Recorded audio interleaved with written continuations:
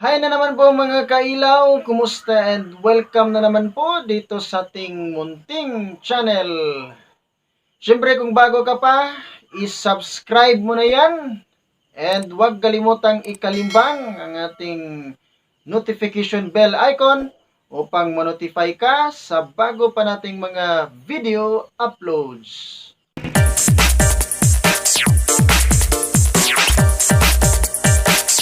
Ang atin pong pag-uusapan ngayon mga kailaw ay ito pong isang maikli ngunit mahalagang bagay.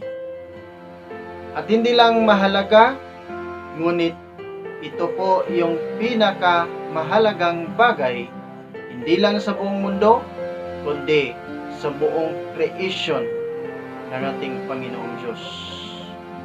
Ito po yung katuwang ng ating buhay. Ito po ang nagsasabi ng tunay ukol po sa ating buhay. Ano ba ang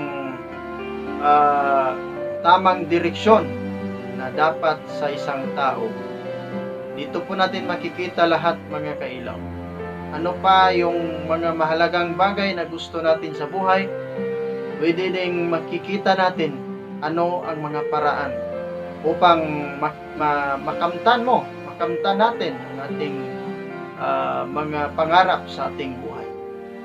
So walang iba mga kailaw, hindi na natin patatagalin pa, ito po yung Biblia, salita ng Diyos.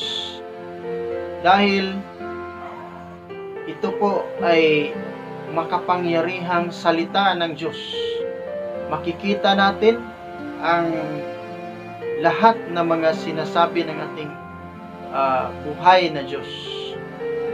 So, sayang kung hindi mo pansinin ito.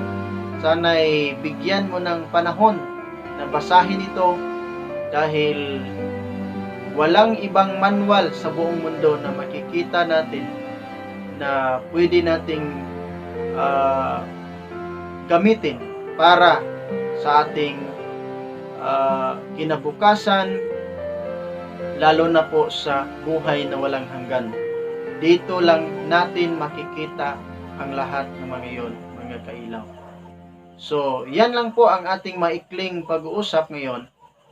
So, sana po ay nabigyan natin kayo ng mga kaalaman at sana po ay pagpalain ka ng ating buhay na Diyos.